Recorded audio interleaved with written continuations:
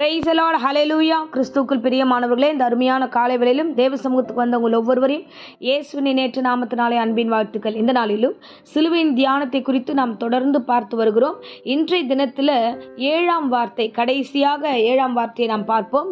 லூக்கா 23ஆம் அதிகாரம் 46ஆம் வசனத்தை அடியேன் வாசிக்கிறேன். இயேசு, பிதாவே, உம்முடைய கைகளில் என் ஆவியை ஒப்படைக்கிறேன் என்று மகா சத்தமாய் கூப்பிட்டு சொன்னார். இப்படி சொல்லி ஜீவனை விட்டார். ஆமென், ஹல்லேலூயா. இவ்விதமாய் பிதாவிடத்தில் இயேசு கிறிஸ்து தன் ஆவியை ஒப்படைத்தார். பாருங்க, இந்த 7 காரியத்தில் நம்ம பார்க்குறோம். ஆண்டவர் சிலுவையில் இருந்து சொன்ன முக்கியமான வார்த்தைகள், முதல் வார்த்தையும் கடைசி வார்த்தையும் மட்டும் பார்த்தோன்னா, அங்கே பிதாவிடத்தில் இருந்து என்னை மன்னியும்னு ஆரம்பித்தவர் பிதாவிடத்தில் ஒப்பு கொடுக்கிறார். பிதாவிடத்தில் ஒவ்வொரு காரியத்தையும் அவர் என்னெல்லாம் செய்தாரோ அது எல்லாவற்றையும் ஒப்பு கொடுக்கிற தேவனாய் இருக்கிறார். ஆமென், ஹல்லேலூயா.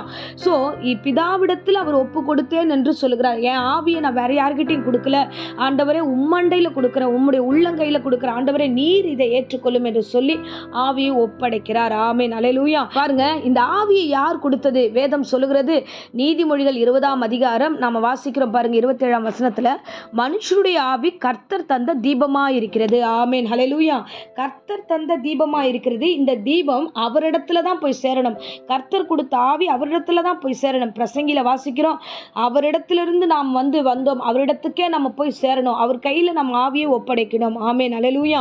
ஸோ தேவனிடத்தில் நாம் ஒப்படைக்கிறவர்களாக இருக்கணும். ஒரு பொருளை ஆண்டவர் நம்ம கிட்ட கொடுத்து அனுப்பியிருக்கிறாரு, அதை திரும்ப நம்ம அவர்கிட்ட கொடுக்கணும். பாருங்க, யாராவது பக்கத்து வீட்டிலேருந்து ஒரு குழந்தை எடுத்துகிட்டு வந்து உங்ககிட்ட கொடுத்துட்டு நான் கடைக்கு போயிட்டு வரேன் அப்படின்னு சொல்லிட்டு போகிறாங்கன்னு வச்சுக்கோ. போயிட்டு அவங்க திரும்பி வர வரைக்கும் அந்த பிள்ளையை நம்ம பத்திரமா பார்த்துருக்கோம். வந்ததுக்கப்புறம் அவங்க பிள்ளையை நாம் அவங்க கையில் கொடுக்கணும். ஆமென். ஸோ அந்த ப்ராசஸ் தான் இங்கேயும். கடவுள் நமக்கு அனுப்பியிருக்கிறாரு. இப்போ மறுபடியும் நாம் போய் கடவுள்கிட்ட ஒப்படைக்கணும். இந்த சரீரத்தில் அந்த ஆவியை கொடுத்துருக்கிறாரு. மறுபடியும் எந்த பிழையும் இல்லாமல், எந்த அசுத்தமும் இல்லாமல், எந்த பாவமும் இல்லாமல், வேற யார்கிட்டையும் ஆவியை கொடுக்காம போய் யார்கிட்ட இருந்து வந்ததோ அதே பிதாவிடத்துக்கு அந்த ஆவியை நாம ஒப்படைக்க வேண்டும். ஆமென், ஹல்லேலூயா. ஸோ நீங்கள் தெளிந்த புத்தி உள்ளவர்களாக இருங்க. இந்த உலகத்திலும் உலகத்தில் உள்ளவைகளும் அன்பு கூறாதீங்கன்னு வசனம் சொல்கிறது. இந்த உலகத்தின் காரியங்களில் அன்பு கூர்ந்து ஒருவேளை நம்முடைய ஆவியை அவர்கள் கையில் கொடுப்போம் என்றால், பிசாசின் கைக்கு போகும் என்றால், பரலோகத்துக்கு போக வாய்ப்பே இருக்காது. ஆமென், ஹல்லேலூயா. அப்போ பிசாசிடத்துல போகும்போது அது நரகத்துக்கு தான் போகும். அப்போ நம்ம எங்கிருந்து வந்தோம் என்ற புரிதல் நமக்கு வேணும். தேவன் தந்த அந்த தீபத்தை நாம தான் காப்பாற்றிக் கொள்ள வேண்டும். நாம தான் தேவன் கையில ஒப்பு கொடுக்கிறவர்களா இருக்க வேண்டும். ஆமென், ஹல்லேலூயா. இதுதான் சங்கீதக்காரன் சொல்லுகிறான், சங்கீதம் 31:5, ஆண்டவரே, உம்முடைய கைகளில் என்னுடைய ஆவியை ஒப்படைக்கிறேன். ஆமென். இது எஜமானன் கர்த்தர் தான், எஜமானன் இயேசு தான், அவர் கையில தான் நம்ம ஒப்படைக்கணும். அப்போ நாம அந்த உணர்வோடு கூட நாம் காணப்பட வேண்டும். ஆமென், ஹல்லேலூயா. ஸோ ரட்சகராகி இயேசு கிறிஸ்து இந்த பூமிக்கு வந்ததுமே என்ன முக்கியமாக 2 கொடுத்தார் அப்படின்னு பார்த்தீங்கன்னா, பலியாக தன்னை தேவன் எல்லாவற்றையும் ஒப்படைத்தார், பலியாக ஒப்பு கொடுத்தார். எபிரேயரில் வாசிக்கிறோம்.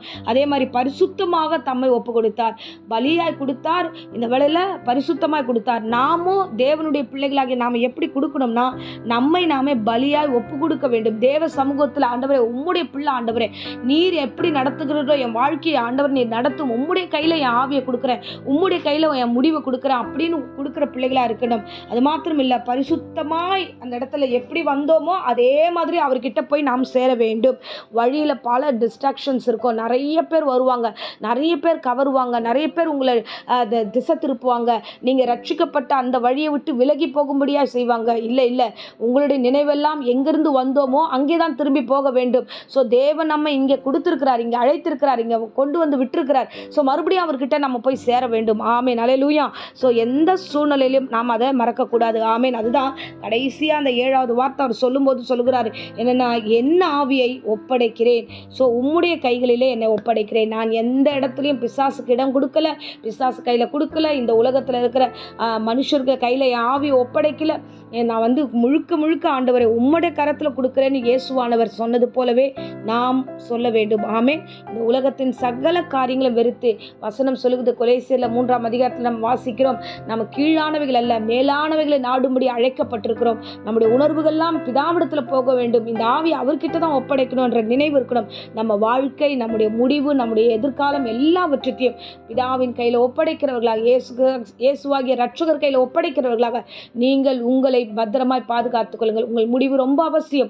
உங்கள் முடிவை எந்த இடத்திலும் எந்த மனுஷருக்காக மாற்றிக் கொள்ளாதீர்கள். உங்கள் முடிவு தேவனை நோக்கி இருக்கட்டும். ஆமென்.